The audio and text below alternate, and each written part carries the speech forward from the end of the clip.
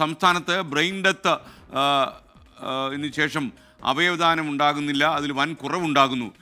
ഒരുപക്ഷെ മസ്തിഷ്ക മരണാനന്തര അവയവദാനത്തിൽ വൻ കുറവ് നേരിടുന്നത് വലിയ പ്രശ്നമായി കേരളത്തിൽ മാറുന്നു. കഴിഞ്ഞ കൊല്ലം 11 അവയവദാനം മാത്രമാണ് കേരളത്തിൽ നടന്നത്.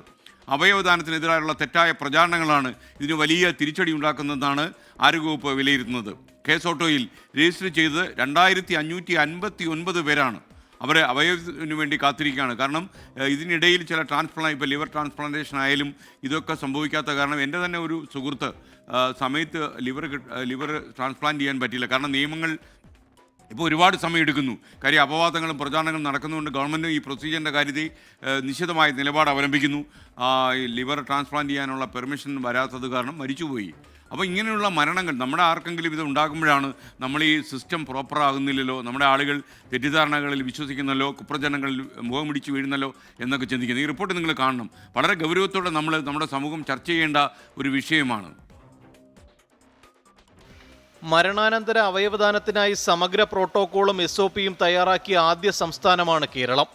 എന്നാൽ ജീവൻ നിലനിർത്താൻ കാത്തിരിക്കുന്നത് ഇവിടെ ആയിരങ്ങളാണ്. ആദ്യം ആ കണക്ക് പരിശോധിക്കാം. 54 പുരുഷന്മാരും 26 സ്ത്രീകളും ഉൾപ്പെടെ 80 പേർ ഹൃദയത്തിനായി കാത്തിരിക്കുന്നു. വൃക്ക കാത്ത് 1477 പുരുഷന്മാരും 581 സ്ത്രീകളും, ആകെ 2058 പേർ. കരൾ മാറ്റിവയ്ക്കാൻ രജിസ്റ്റർ ചെയ്തിട്ടുള്ളത് 345 പുരുഷന്മാരും 47 സ്ത്രീകളും, ആകെ എണ്ണം 392. ശ്വാസകോശത്തിനായി ഒരാളും പാൻക്രിയാസിനായി 2 പേരും, ചെറുകുടൽ കാത്ത 3 പുരുഷന്മാരും കാത്തിരിപ്പിലാണ്. അതേസമയം ഒന്നിൽ കൂടുതൽ അവയവത്തിനായി രജിസ്റ്റർ ചെയ്തത് 19 പുരുഷന്മാരും 4 സ്ത്രീകളുമാണ്. അവയവദാനം പ്രോത്സാഹിപ്പിക്കാൻ case auto social media campaign ആരംഭിച്ചിട്ടുണ്ട്.